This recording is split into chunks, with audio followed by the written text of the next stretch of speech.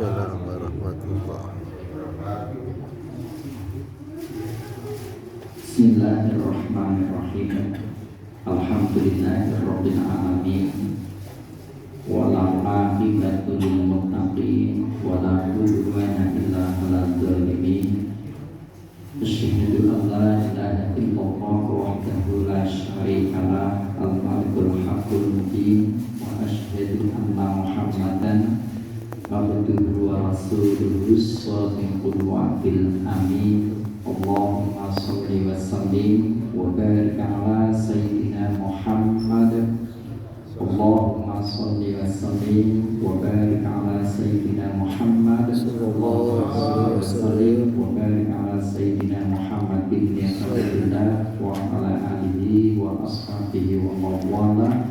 La haula wa la quwwata illa billah. Amma ba'du. Ma'asyiral jamaah rahimahullah, para bapak, para ibu, para kesepuhan yang Allah hormati, dan anak-anakku semuanya yang saya banggakan. Sebelum kita taklim pada malam hari ini terkait dengan anak di masjid, ya, mari kita hangatkan suasana pada malam hari ini, atau kita awali dengan bersolawat bersama-sama, ya. Bersolawat bersama-sama. Solawat Ibril Qulub, ya, sarang-sarang, ya.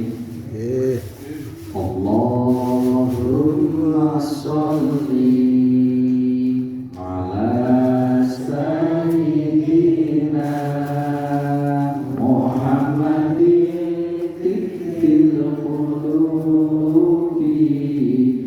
Allahumma sholli Ala sayyidina Muhammadin tibil qulubi wa dawaiha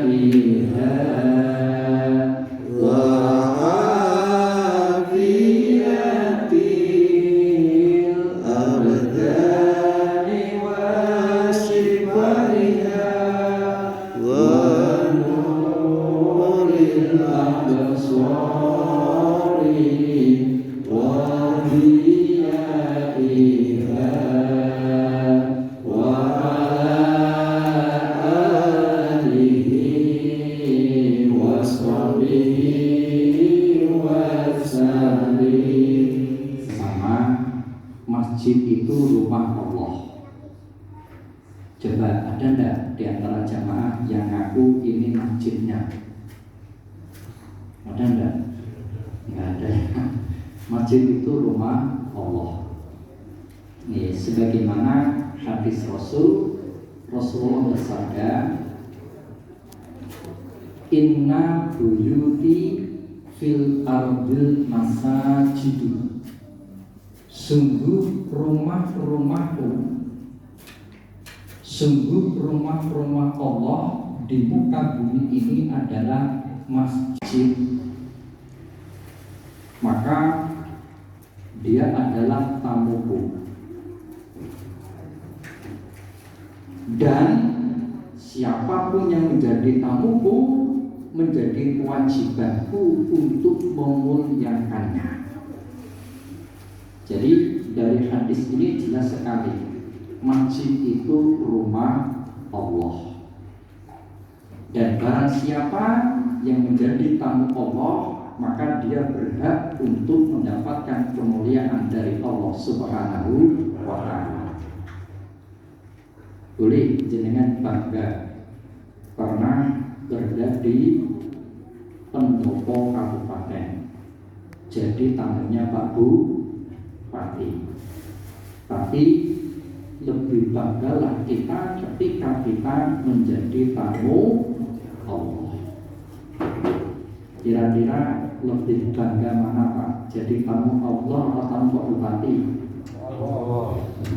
Kan ada orang itu ketika bertamu di seorang pejabat kan selfie, ya, foto berdua kemudian di kapok dan bilang wanita dilarang ke masjid. Kata siapa?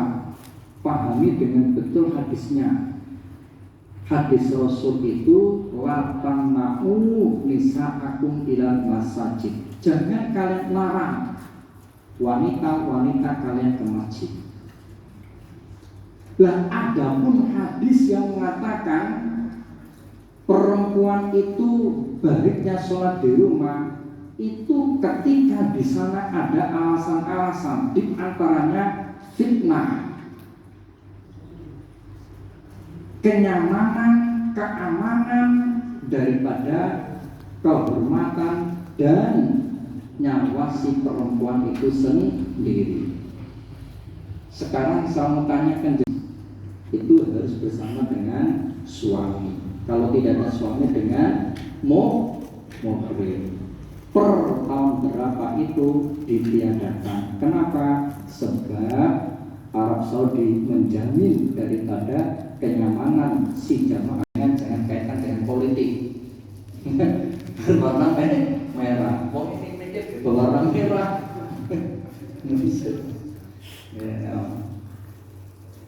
Kemudian dan amamah, anak laki-lakinya, anak daripada Zainab.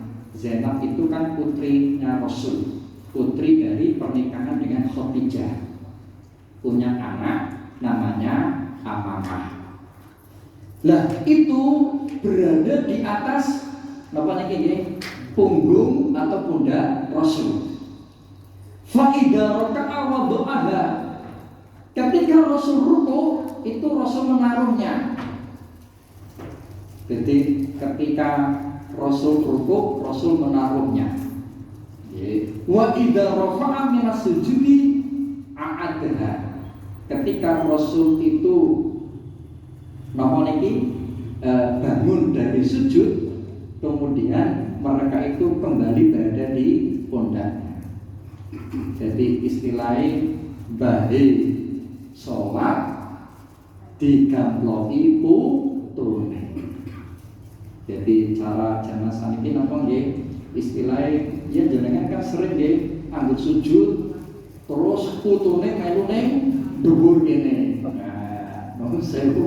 Tapi begitu nanti jenengan duduk kadang putune diam. Maka sujud mana? Mencopot aneh seperti itu. Itu juga terjadi pada zaman Rasul. Padahal Rasul itu dalam keadaan jadi imam. Nah, jadi cerita-cerita ini, cerita-cerita Rasul ini menandakan bahwa dari zaman Rasul itu ternyata di masjid itu ada anak-anak. Jadi kalau tidak dibawa masjid, jangan tanya sampai tua pun tidak tahu kaifiyah sholat.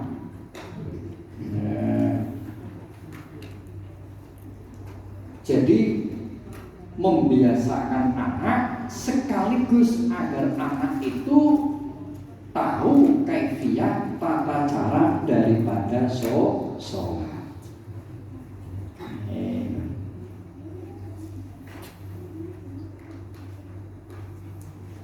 Jamaah yang dirahmati Allah Subhanahu wa taala. Amin. Nah, di sini Bapak Ibu yang saya hormati, ya. Jadi di sini ada catatan dari Imam Malik, in kana layak basu li sadri wa yakuf idaniya fala arab bihadar baksa. Kalau anak kecil itu dibawa ke masjid, dia tidak main-main. Kemudian dia pun mengindahkan kalau kita peringatkan, maka silakan. Tapi kalau di masjid kok hanya main-main, dikandani dulu bisa, jangan dibawa ke masjid. Nah, kemudian saya nasihati. Nah, itu. Jadi kalau dia tidak main-main, dia mampu menahan dirinya ketika kita larang, maka tidak apa-apa. Tapi kalau dia main-main atau kalau kita larang kok dia tidak mengindahkan, nggak ngerti, jangan dibawa ke masjid. Itu kalau imam memani. Ya, gitu. Sehingga di sini ada punya pendapat kalau kurang 7 tahun, ya, maka hendaknya didampingi orang tuanya. Ini anak-anak di sini ada bapak ibunya tidak? Didampingi bapak-bapaknya tidak? Bahkan maksudnya kalau yang masih anak-anak didampingi tidak? Ya, artinya didampingi ada di sini. Ya, itu jamaah yang dirahmati Allah Subhanahu wa taala. Ya. Terus terkait dengan anak ketika dia berada di soft. Kan kalau tata urutan fikih, anak itu kan berada di belakang bapak, anak, baru kemudian kaum hawa. Ya. Dikatakan inna sujada idza taqaddamu ila makan fa ahaqqu bi min ghaibin li ummi adillah. Ketika anak-anak itu sudah berada di saf depan, begitu dikomati bapak pada donaran HP di rumah. Ya, jadi di tempat saya itu seringnya seperti itu. Bapak-bapaknya itu tekannya kari-karian. Ya, tekannya kari-karian. Terus dikomati lebih pada tekan. Kelihatannya di sini juga nggak jauh beda. Ya, sehingga si anak-anaknya. Sebab yang anak-anaknya itu di tempat saya pada puji-pujian. Begitu dikomati, saya ngimami adanya anak-anak. Apa anak-anak tak suruh baris dari belakang? Baik pun cara dengan anak-anak pas suruh baris di mana? Ya di depan lah. Wong anaknya kok, ya ramane isih pada neng omah kok.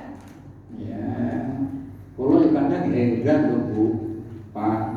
Ngomong wis diadani, ya dikomati, adat lah sampai ada nikilah, puji-pujian lah durung rampung oleh puji-pujian lah, sampai komat lah durung rampung. Akhirnya sing ana bocah. Nah, begitu yang berada di saf depan ini anak, maka fahum ahaku bihi min ghairi. Dia lebih berhak daripada yang lain. Karena yang lain belum datang. Ya, nggak mungkin kemudian saya bilang kamu sana saja.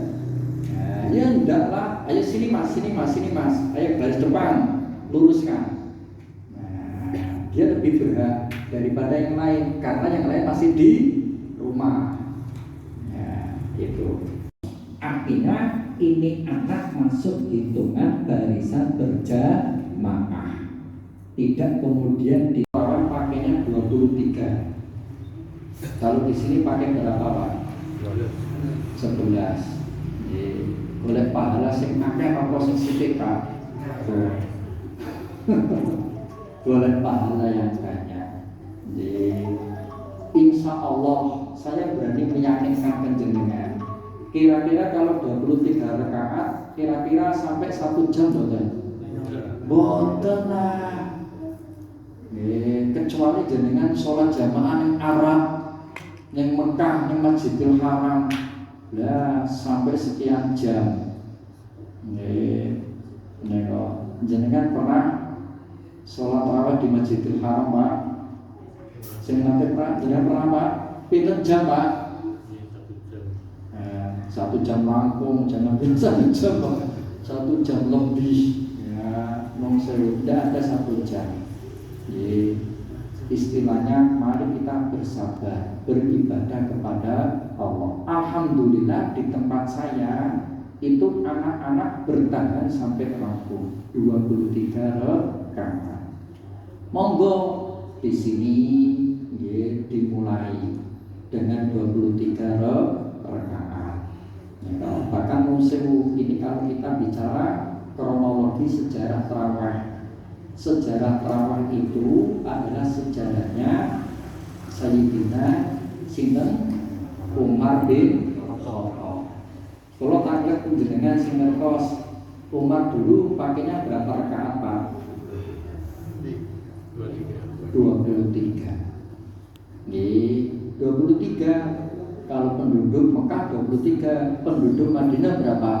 36 rakaat. Kenapa? Karena di Mekah itu setiap kali dapat 2 salam berarti 4 rakaat, mereka tawaf.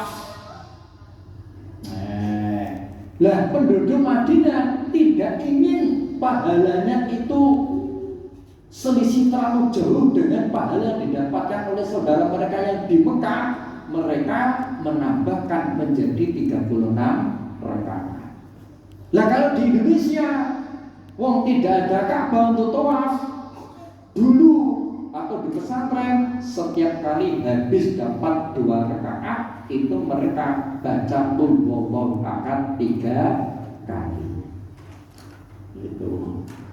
Jadi monggo lah, kalau saya dengan jamaah di tempat saya, kalau ayolah jamaah kita kan sudah umur setengah ke atas, bahkan ada yang kita itu sudah umur bonus.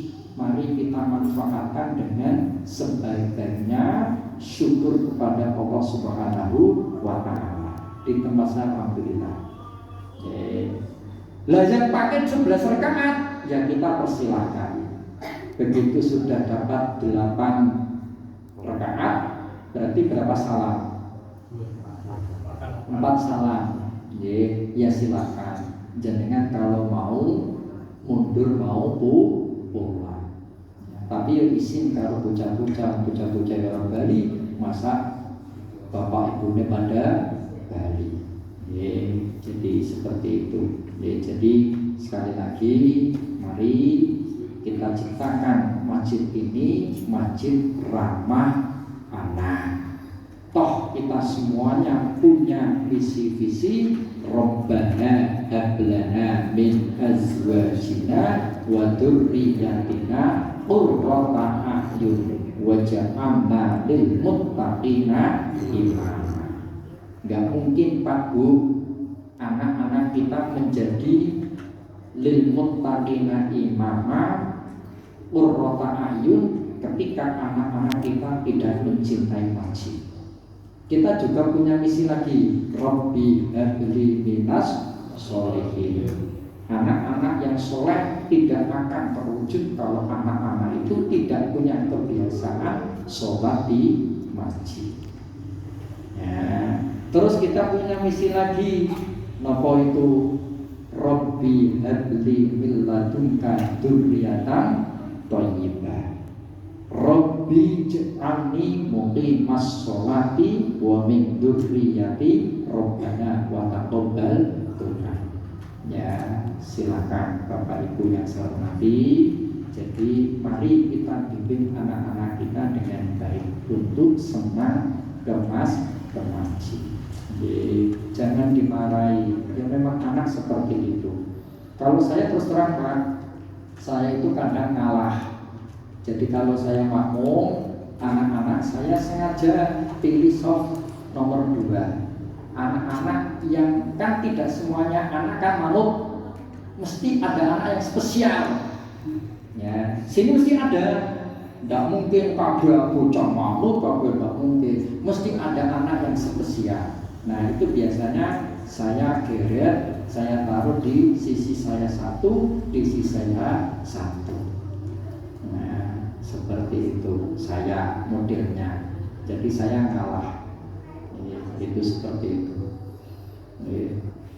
Bapak Ibu jamaah yang dirahmati Allah Subhanahu wa Ta'ala, itu barangkali yang bisa saya sampaikan terkait dengan anak di masjid. Sebelum saya tutup, mungkin ada yang disampaikan, silakan. Mustahil.